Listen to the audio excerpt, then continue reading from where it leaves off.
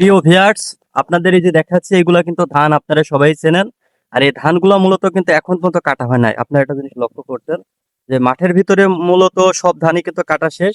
শুধুমাত্র এই একটা ধানি জমি আছে যেটা কিন্তু এখনো কাটা হয় নাই। তো এই ধানগুলো এখনো কাটা হয় নাই, কারণ কি জানেন?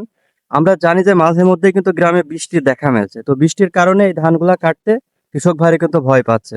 যেহেতু এই ধানি জমিটা অনেক ডোব, যদি বৃষ্টি হয় সেক্ষেত্রে এই ধানগুলা প্রপারলি কি ডুবে যাওয়ার সম্ভাবনা আছে, তো যার কারণে এই ধানগুলা কিন্তু এখনো কাটি নাই, এভাবে খাড়া আছে। তবে যদি খুব দ্রুত এই ধানগুলা না কাটা হয় সেক্ষেত্রে কি হবে, এই ধানগুলা প্রপারলি পোকা আছে কিন্তু এই ধানগুলা সব কিন্তু খেয়ে যাবে। আর তখন শুধুমাত্র এই ধানের চিটা ছাড়া কোনো কিছু পাওয়া যাবে না।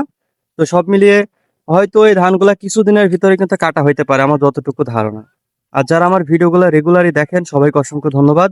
তো আমরা একটা জিনিস কিন্তু খেয়াল করছি, আমাদের আশেপাশে সব জায়গায় কিন্তু মোটামুটি কি ফাঁকা, কারণ এই ধানগুলা কিন্তু 10 থেকে 15 দিন ধরে কিন্তু কাটা চলছে। তো এর ভিতরে কিন্তু মাঝে মাঝে কি হচ্ছে, বৃষ্টি হচ্ছে। আর এই বৃষ্টির কারণে শুধুমাত্র কৃষকদেরই অনেক বেশি সমস্যায় পড়তে হচ্ছে।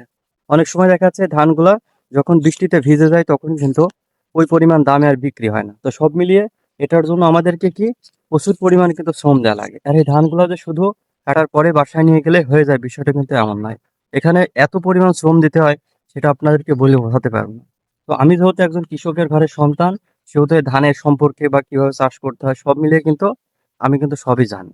তো আপনারা যারা এগুলা জানেন না তারা হয়তো বুঝতে পারবেন না যে এই ধানগুলা চাষ করার জন্য কি পরিমাণ শ্রম দিতে হয়।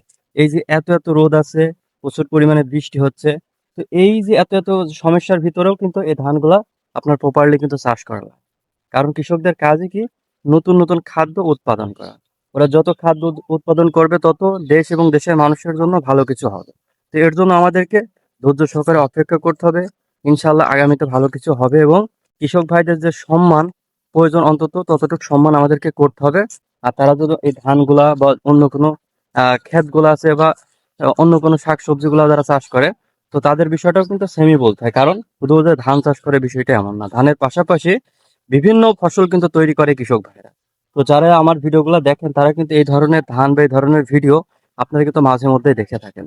তো সবাইকে অন্তত বলবো এই ধরনের ভিডিও যারা দেখেন অন্তত একটু সবাইকে দেখার সুযোগ করে দেবেন, যাতে অন্তত দেশ এবং দেশের বাইরে যে সকল ভাইরা আছে সবাই যেন ভিডিওগুলো দেখতে পারে।